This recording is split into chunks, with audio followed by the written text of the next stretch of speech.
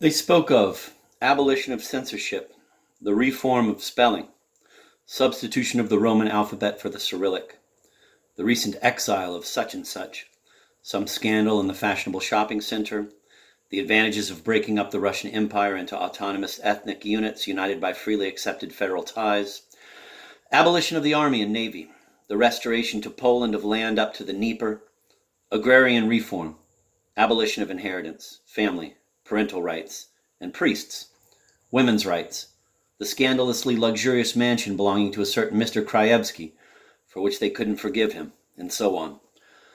Among these newcomers there were obviously a number of crooks. However, most of the others were honest, even good people, although sometimes of astounding shades of opinion. Of course, the honest ones were much harder to understand than the obviously dishonest and the cynically rude. But it was impossible to tell who was using whom for what purpose. When Mrs. Stavrogin revealed her intention of publishing a magazine, a new flood of people rushed to her receptions. But immediately many of them openly accused her of being a capitalist and exploiting labor. The rudeness of these accusations was only equaled by their complete unexpectedness. Once the elderly General Drozdov, a friend and colleague of the late General Stavrogin's, and a pleasant man in his way, we all knew him here, although very stubborn and irritable, a big eater and an inveterate foe of atheism, once, at one of those receptions, he got into a heated argument with some famous youth. "If you talk like that, you must be a general," the young man told him to clinch an argument, implying that he couldn't think of any more derogatory word than general. General Drozdov flew into a terrible rage. "Yes, sir, I am a general. A lieutenant general, to be precise. And I have served my Tsar loyally, whereas you're nothing but a milksop and an atheist." An intolerable commotion followed, and the following day the incident was reported in the press. A petition was circulated protesting, quote, "the disgraceful attitude of Mrs. Stavrogin," end of quote, and refusing to have the general thrown out then and there. There was also a cartoon in an illustrated magazine. It represented Mrs. Stavrogin, General Drozdov, and Mr. Verkovensky beneath the caption, quote, "Three reactionary bedfellows," end of quote. And under the cartoon there was a satirical verse written especially for the occasion by, quote, "a poet of the people," end of quote. I must note here that many generals do have a strange way of expressing themselves. For instance, they say things like, quote, "I've served my Tsar," as if they had a Tsar of their own and not the same Tsar as the rest of us, their common compatriots. Remaining in Petersburg any longer was, of course, unthinkable. Besides, Mr. Verkovensky finally proved a complete failure. He couldn't restrain himself and started defending the rights of art. They laughed at him louder than ever. At the final gathering, he decided to touch them with his revolutionary eloquence, hoping to reach their hearts, figuring to gain their sympathy by mentioning his years, quote, "in exile," end of quote.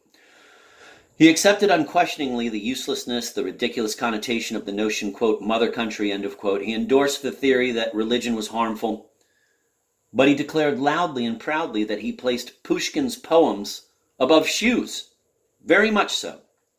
They booed him so mercilessly that he dissolved into tears right there on the stage. Mrs. Stavrogin took him home more dead than alive. "They treated me like an old nightcap," he kept moaning. She sat with him the whole night, made him take sedative drops, and until daybreak kept whispering in his ear, "You're still useful. You'll prove yourself yet. They'll still appreciate you in some other place." The next day, Mrs. Stavrogin received a visit from 5 men of letters, 3 of whom she'd never seen or heard of before. With very stern expressions on their faces, they informed her that they had studied the matter of her publication and had reached a decision. Mrs. Stavrogin had never asked anyone to study or decide anything about her projected publication. Their decision was that once she had founded the magazine, she should hand it over to them, together with the funds for running it, on a free, cooperative basis, and immediately retire to Skvoreshniki, taking with her Stepan Verkovensky, who had become, quote, "definitely behind the times," end of quote. Out of special consideration for her, they were willing to recognize her rights of ownership and send her 1/6 of the annual net profits, if there were any. And the most touching part of it all was that 4 of these 5 people were pursuing absolutely no gainful end in this transaction, but were acting only in the interest of the cause. "We left Petersburg in a complete daze," Mr. Verkovensky told me. "I didn't understand any of it and kept muttering some nonsense to the rumble of the train. Bang, bing, kick him out, bang, bing. And on all the way to Moscow. I only recovered when we reached Moscow, as if I expected to find things different in that city." "Ah, my dear friends," he sometimes exclaimed to us, inspired. You have no idea how sad, how bitter one feels when a great idea to which you have devoted your life is taken over by inexperienced, clumsy hands that drag it out into the street and share it with other fools as stupid as themselves. Then you suddenly come across it in the flea market.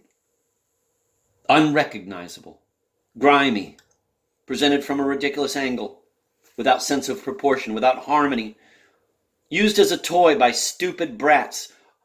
Oh no, it was different in our time. That's not what we were trying to achieve. No, that's not at all what we were after. I don't recognize anything today. But our time will come again and set a firm course and put an end to today's swerving. It must. Otherwise, where will we wind up? Immediately upon their return from Petersburg, Mrs. Stavrogin packed her friend off abroad, quote, to recuperate a bit, end of quote. Besides, she felt they had to have a little rest from each other. Mr. Verkovensky left enthusiastically. I'll come back to life there, he declared. I'll return to my studies there.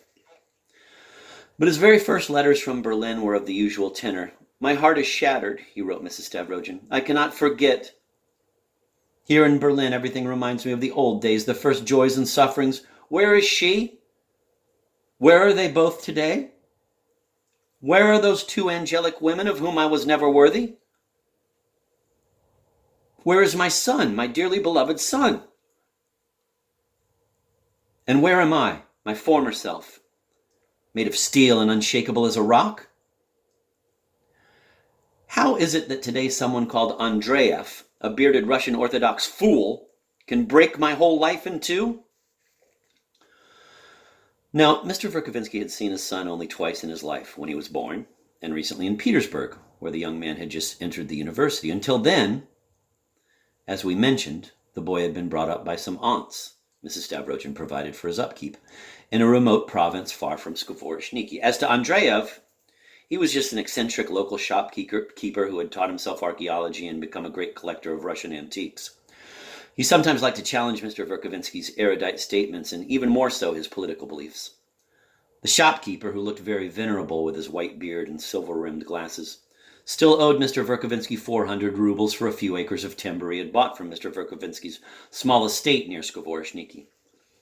Although Mrs. Stavrogin had supplied him with lavish funds for his trip, Mr. Verkovensky had reckoned on those 400 rubles to pay for some things he felt, probably secretly, he needed, and he almost burst into tears when Andreev asked him to wait another month. Actually, Andreev was perfectly entitled to do this, since he had made the first payments almost 6 months in advance, because Mr. Verkovensky apparently had been in urgent need of money at that time, too.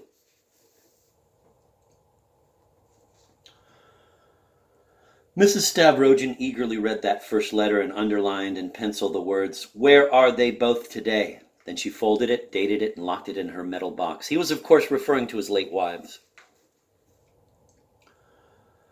The second letter from Berlin was a variation on the same theme. I am working 12 hours a day. I'd have settled for 11, Mrs. Stavrogin muttered.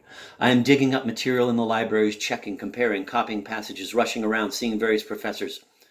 I have renewed my acquaintance with the Dundasov family.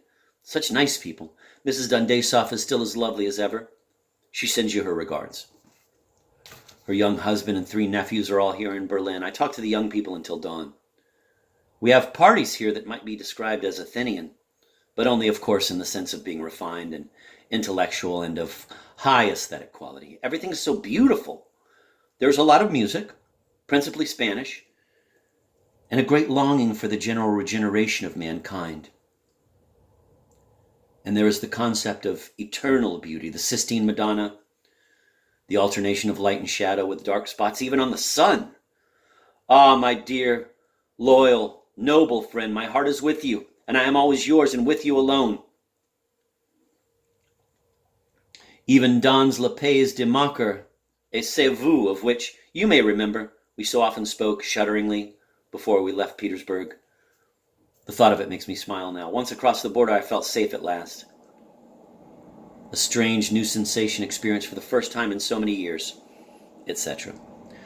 What nonsense, was Mrs. Stavrogin's verdict as she folded this letter too. If those Athenian evenings last until dawn, how can he possibly spend 12 hours a day over his books? Was he by any chance drunk when he wrote that?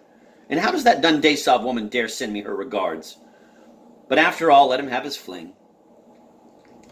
The sentence dans le pays de Makar et c'est vous stood for the Russian saying, quote, where Makar never drove his sheep, end of quote, i.e. Siberia. Mr. Verkovensky was fond of translating all sorts of Russian sayings into French in the most idiotic way. Without doubt, he could have translated them much better if he'd wanted to, but he thought it witty to distort them like that. However, his fling didn't last very long. He could not take it for 4 full months and hurried back to Skvoreshniki. His later letters were composed of tender outpourings to his much-missed dearest friend. They were literally dampened with tears of separation. Some people become attached to their homes the way lapdogs do. Their meeting was rapturous. But 2 days later, everything was just as before. In fact, even duller than before. My dear man, Mr. Verkovensky said to me a couple of weeks later under a solemn oath of secrecy, I must tell you, I've discovered a terrible thing. Terrible for me, that is. Nothing but a common hanger-on.